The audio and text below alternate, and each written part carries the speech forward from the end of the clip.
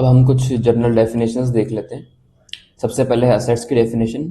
सो इससे ये है, it is a resource with economic value that an individual or business owns or control with the expectation that it will provide future economic benefits। इसका मतलब है कि ये assets जो होते हैं एक ऑर्गेनाइजेशन के या फिर किसी इंडिविजुअल के रिसोर्स हो सकते हैं। ये इसलिए इनकी कुछ इकोनॉमिक वैल्यू होती है, जैसे कि फॉर एन एग्जांपल आपने कोई मशीन खरीदी 5 लाख रुपए की, जैसे कि मैंने अभी एग्जांपल बताया था कि उसकी ये 5 लाख रुपए क्या हो गई, असेट्स की इकोनॉमिक वैल्यू हो गई। हम इसको क्यों ओन करते हैं? इस एक्सपेक्टेशन के ओन करते हैं कि ये फ्यूचर में हमें कुछ इकोनॉमिक बेनिफिट देगी। तो हम मशीन इसलिए परचेज कर रहे हैं कि हम उससे कुछ प्रोडक्शन करेंगे, माल प्रोड्यूस करेंगे और फिर उसे सेल आउट करेंगे, तो उससे हमें रेवेन्यू होगा, प्रॉफिट होगा। Now assets are recorded on companies balance sheet. मतलब असेट्स जो होते हैं कहाँ दिखते हैं?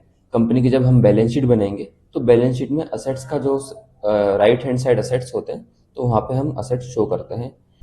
Now, assets include both tangible items like cash and equipments and intangible items like patents and trademark। Assets सिर्फ वही नहीं होते जो सिर्फ tangible होते हैं। tangible मतलब जिसको आप देख सकते हो, छू सकते हो, महसूस कर सकते हो, वो होता है tangible item। जैसे कि फर्नीचर हो गया, मशीनरी हो गई, लैंड हो गई, बिल्डिंग हो गई, कैश हो गया, बैंक बैलेंस हो गया। So these are tangible assets. And equipments, obviously जो मशीनरी के इक्विपमेंट्स वगैरह होते हैं, टूल्स होते हैं, वो भी असेट्स का ही पार्ट होते हैं एक तरह से। तो ये भी टेंजिबल असेट्स होते हैं। इनटेंजिबल असेट्स को क्या होते हैं? जिनको हम देख नहीं सकते, छू नहीं सकते, लेकिन उनके वजह से हमें कुछ ना कुछ फ्यूचर में इकोनॉमिक बेनिफिट होने वाला है।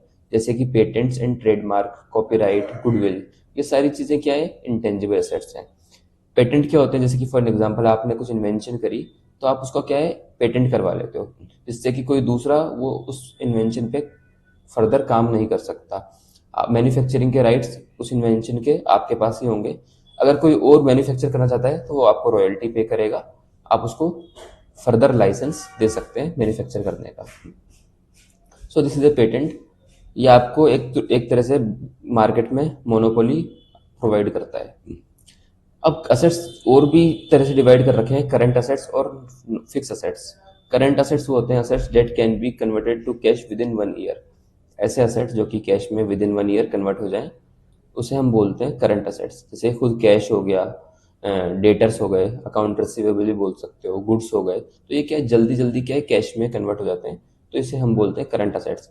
नॉन करंट असेट्स यानी कि फिक्स असेट्स वो होते हैं assets that provide value for more than 1 year, such as land, building and equipments. ऐसे असेट्स जिनका हम यूज 1 साल से ज्यादा करते हैं, जैसे कि लैंड हो गई, बिल्डिंग हो गई, इक्विपमेंट्स हो गए, वो सारे हो गए अपने। नाउ वो लाइबिलिटीज, लाइबिलिटीज क्या होती हैं? लाइबिलिटीज कुछ नहीं, एक फाइनेंशियल ऑब्लिगेशंस होती हैं बिजनेस की, उसे हम कहते हैं लाइबिलिटी। जैसे कि फॉर एग्जांपल ओनर ने बिजनेस में पैसा लगाया, तो बिजनेस और ओनर अलग अलग होते हैं। तो बिजनेस जब भी एंट्री करेगा तो ओनर का पैसे को बोलेगा कैपिटल। सो बिजनेस में अगर कोई कैपिटल लगा रहा है तो बिजनेस की रिस्पॉन्सिबिलिटी है, फाइनेंशियल ऑब्लिगेशन है कि उसको वो पैसा ओनर को वापस करे। इसी तरह से कोई लोन लेता है बिजनेस, तो उसकी फाइनेंशियल ऑब्लिगेशन है कि वो लोन उसको वापस चुकाए। किसी से उधार माल लेता है तो उसकी फाइनेंशियल ऑब्लिगेशन है कि उसको पैसा दे उस माल का। So these are the financial obligations. ठीक है, तो सिंपल वर्ड में अपन कहेंगे लाइबिलिटीज है फाइनेंशियल ऑब्लिगेशंस। जैसे कि आप देख सकते हैं, लाइबिलिटीज आर द कंपनीज और individuals financial obligations representing debts owed to external parties that stem from past transaction and will require future outflow of money। सो इससे क्या होता है, फ्यूचर में मनी का जो बिजनेस से आउटफ्लो होता है, यानी कि पैसा बिजनेस से जाता है। अगर इन लाइबिलिटीज को भी कैटेगराइज कर रखा है current and long term liabilities. Current liabilities वो होती है जो कि हमें 1 साल के अंदर चुकानी है। लॉन्ग टर्म लाइबिलिटीज वो होती है जो कि हम सालों साल चुकाते रहेंगे, जैसे कि बैंक लोन हो गया, ये सारी चीजें लॉन्ग टर्म लाइबिलिटीज में आती हैं। Now creditor and debtor. Creditor and debtor क्या होता है? क्रेडिटर वो होता है जिससे मतलब उनको बोलते हैं जिनसे हम उधार में माल परचेज करते हैं।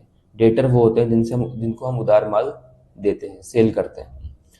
आप देख सकते हैं क्रेडिटर जो है लाइबिलिटी का पार्ट होता है, डेटर होता है एक असेट का पार्ट। लाइबिलिटी का पार्ट इसलिए होता है क्रेडिटर क्योंकि हमें उसको पैसा चुकाना है। आई होप इट इज क्लियर। और डेटर इसलिए असेट होता है क्योंकि हम उससे पैसा लेंगे। आई होप ये क्लियर है आपको। आगे फ्यूचर में वो इसको देखेंगे। इसके बाद है एक्सपेंसेस। एक्सपेंसेस क्या होते हैं? These are the money spend to get something. For an example, आपने दुकान ले रखी है रेंट पे, तो हम आपको रेंट पे करेंगे तो हमें राइट मिल जाएगा 1 महीने 2 महीने के लिए यूज़ करने के लिए। इलेक्ट्रिसिटी आपने यूज़ करी है तो हम उसको क्या करेंगे? पैसा पे करेंगे। सो ये एक्सपेंसेस होते हैं। इट रिप्रेजेंट्स द मनी और value of resources used in companies day-to-day operations such as purchase of raw material. These are the expenses.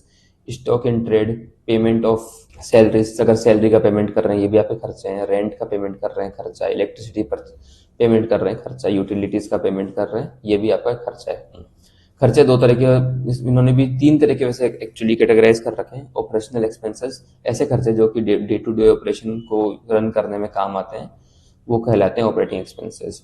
Non operating expenses जो कि फॉर एन एग्जांपल, जैसे कि आपने लोन लिया तो उस पर इंटरेस्ट पे कर दिया, इंश्योरेंस का खर्चा हो गया, डेप्रिसिएशन हो गया, ये सारी चीज़ें जो होती है नॉन ऑपरेटिंग एक्सपेंसेस होती हैं।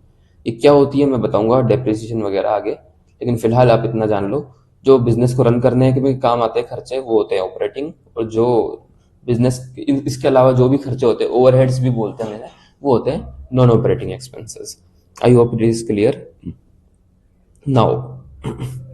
इनकम, इनकम क्या होती है?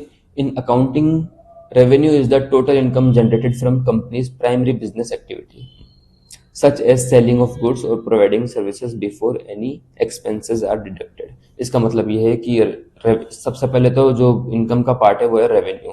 तो रेवेन्यू क्या होता है? रेवेन्यू जब अगर आप बिजनेस है आपका, आप किसी चीज में डील करते हैं, वो चीज आप सेल आउट कर रहे हैं, उससे आपको जो रेवेन्यू जनरेट हो रहा है वो आपकी इनकम है। ये तो हो गई आपका रेवेन्यू फ्रॉम ऑपरेशंस कहलाता है। एक होता है अदर रेवेन्यूज। अदर रेवेन्यूज में जैसे कि आपने बैंक में पैसे जमा करवाया तो उस पर आपको इंटरेस्ट मिल रहा है, आपने कहीं इन्वेस्टमेंट किया उस पर आपको प्रॉफिट मिल रहा है, तो ये होते हैं other revenues. Revenue from operations क्या होता है? जिस चीज में आप डील करते हो उस चीज को आप बेचते हो, तो उससे आपको जो रेवेन्यू जनरेट होता है वो कहलाता है रेवेन्यू फ्रॉम ऑपरेशंस। तो इनकम 2 तरह की होती है, एक तो होती है रेवेन्यू फ्रॉम ऑपरेशंस और एक होती है other revenues. So I hope it is clear now. What is stock? Stock क्या होता है? In accounting, stock refers to inventory, या इन्वेंट अपने केस में इन्वेंट्री ही स्टॉक होता है। जैसे कि मान लो कि आप किसी चीज में डील करते हो, आप कपड़ों में डील करते हो, तो जो कपड़े हैं आपके वो कहलाता है आपका स्टॉक, आपकी inventory. Now capital, in accounting capital is the financial resources invested in a business by its owner और शेयर होल्डर्स। सो अगर आपका ये बिजनेस है उसमें आप कुछ इन्वेस्ट कर रहे हो पैसा, या फिर कुछ फर्नीचर, कुछ भी चीज आप इन्वेस्ट कर रहे हो, तो आपकी कैपिटल कहलाएगी। और बड़ी कंपनी है तो उसमें बहुत सारे लोग इन्वेस्ट करते हैं, तो वो कहलाते हैं इन्वेस्टर्स, शेयर होल्डर्स उनको बोलते हैं, तो वो भी कैपिटल कहलाती है। आई होप इट इज क्लियर। ये प्रोविजंस वगैरह हम बाद में देखेंगे। इसके बाद हम देखते हैं what is debit and what is credit. तो डेबिट और क्रेडिट क्या होता है आप ये देख सकते हैं, फॉर्मेट ऑफ जर्नल है, यह पर्टिकुलर है, ये है डेबिट का कॉलम, ये है क्रेडिट का कॉलम। सो जो लेफ्ट साइड वाला कॉलम है अपना, आप देख सकते हैं डेबिट का कॉलम लेफ्ट साइड में, वो ये कहलाता है कॉलम डेबिट, और राइट साइड में जो कॉलम है अपना वो है क्रेडिट। अब accounting, golden rules of accounting हमने पढ़े थे, इसके अकॉर्डिंग हम चीज़ों को डेबिट और क्रेडिट साइड में लिखते हैं। वो कैसे लिखते हैं हम देखेंगे नेक्स्ट क्लास में।